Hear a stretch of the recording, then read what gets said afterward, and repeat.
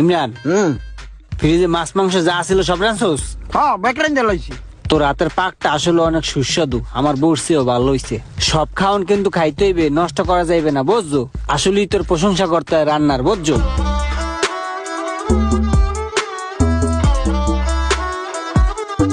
বন্ধু, একটা কাম করি, খাইয়ে লইয়া আমরা ঘুমাই, হাতে তো বহুত সময় আছে, কাল গোজা মুহানে আর একটা দিন বেড়াই। এসব তুই কি কর? খাই আগে রেস্ট লই। ঠিক আছে, আমি কটা গোস্ত লই।